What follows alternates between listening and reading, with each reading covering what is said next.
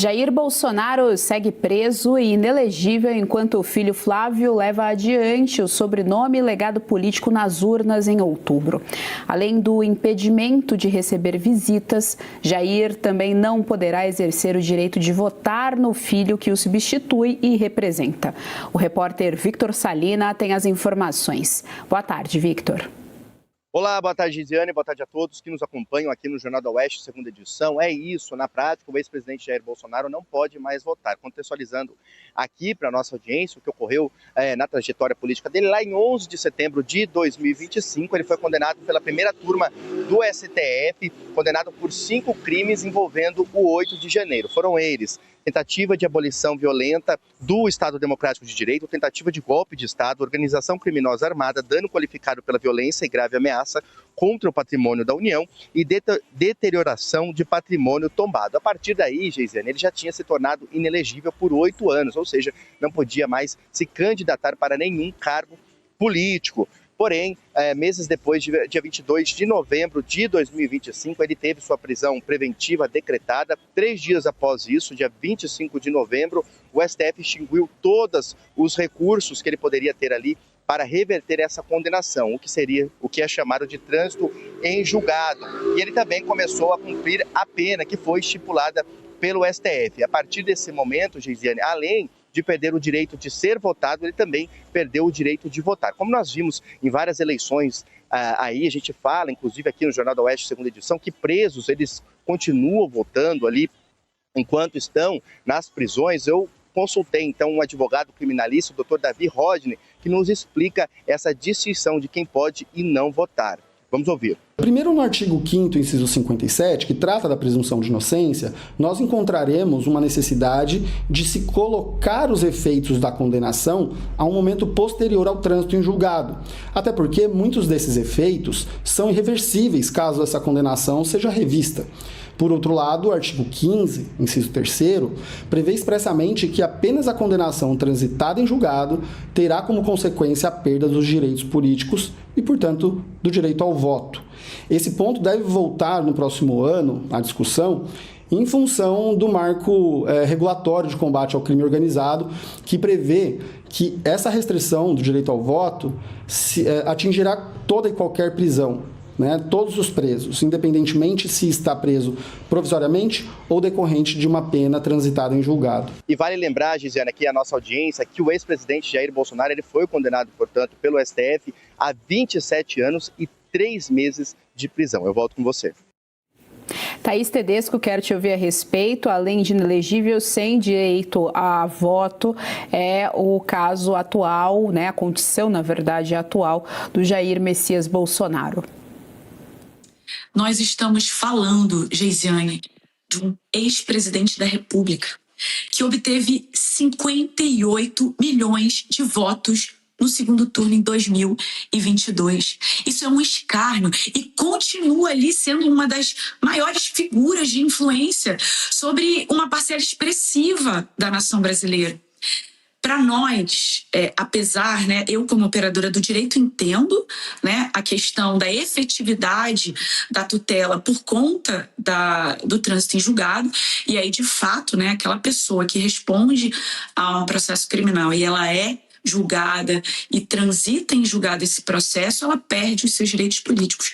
Mas nós estamos falando de um ex-presidente que foi julgado por atos que, inclusive, a materialidade desses atos, eu, como cidadã, posso questionar.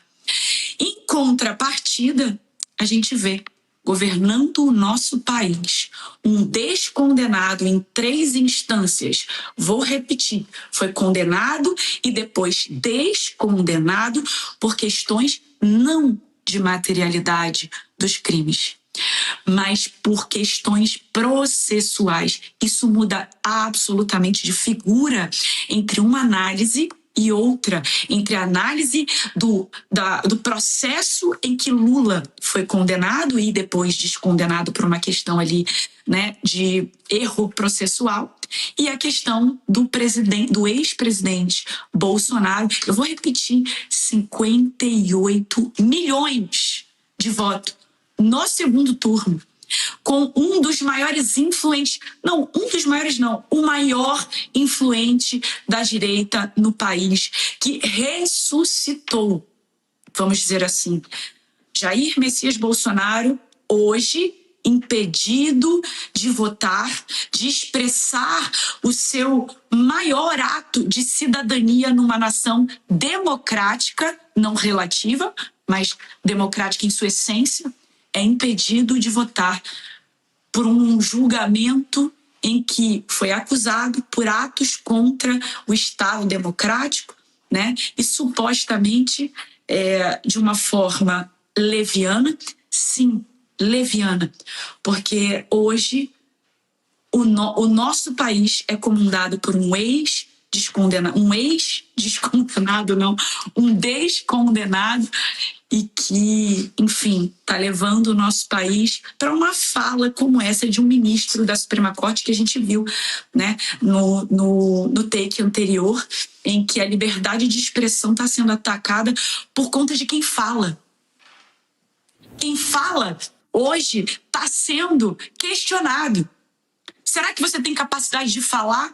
E quem julga?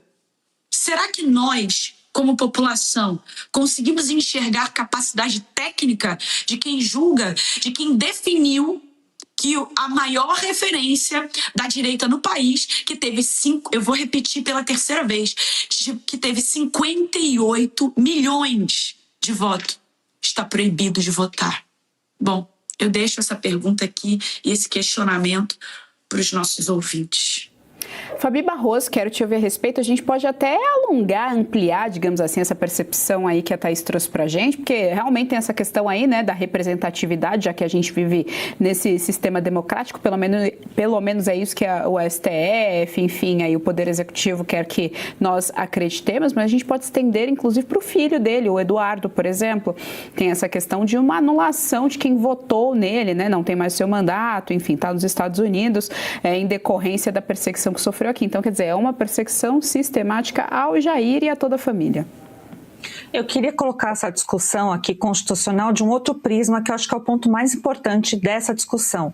A defesa do presidente Bolsonaro entrou, né, para tentar pleitear do Alexandre de Moraes. A gente já sabe que é difícil esses pleitos, mas ela colocou o seguinte, que tudo bem, ela entende ali, infelizmente, essa suspensão dos direitos políticos do presidente Bolsonaro, que é pertinente a votar e ser votado. Tem a condenação de inelegibilidade pelo TSE e a condenação por sentença criminal, né, com trânsito em julgado, que suspende, então, esses direitos eleitorais. Isso aí, gente, acho que é, inclusive, pacificado. Tem que tentar melhorar a questão da condenação, que é injusta, a inelegibilidade também que é injusta, mas esse ponto constitucional é pacífico. O grande problema não é esse. O grande problema é o que o Moraes fez quando proibiu o Bolsonaro de dar opinião política eleitoral, quando proibiu o presidente Bolsonaro de conversar com Flávio Bolsonaro. Foi isso que foi colocado. A defesa falou, pera um pouquinho, ele tem direito político suspenso, mas não suspenderam a liberdade de opinião dele, e muito menos de participar das eleições,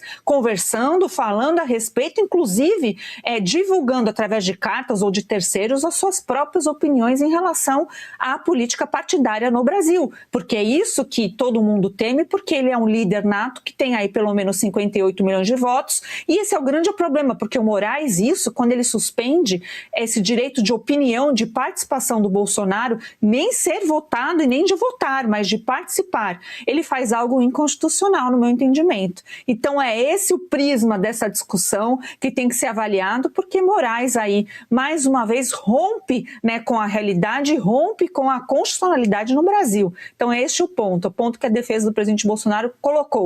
E aí, será que o plenário do Supremo vai um dia enfrentar a situação de que quem teve os direitos políticos suspensos pode participar do pleito eleitoral, como fez o Lula, aliás, né? Então é isso, é esse peso e esse diferença de pesos e medidas quando é para um lado da discussão.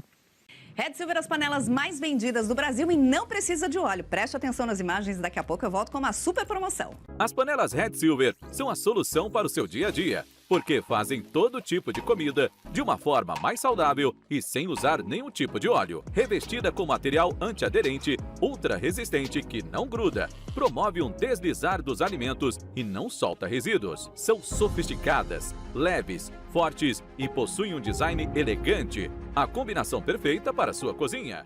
Red Silver é zero gordura, zero óleo, muita tecnologia e vai em todos os tipos de fogões. E o menor preço do Brasil. Atenção, porque o kit completo, kit família, você vai levar por 12 parcelinhas de R$ 72,25. E não para por aí, hein? Você ainda ganha de presente este jogo de facas de aço inox, revestimento Red Silver e corte preciso. E nós vamos entregar na sua casa e hoje você não paga o frete. Então aproveite, corra. Você pode pedir através do QR Code que está aparecendo ou ainda mandar uma mensagem para o WhatsApp 11 97661 8704.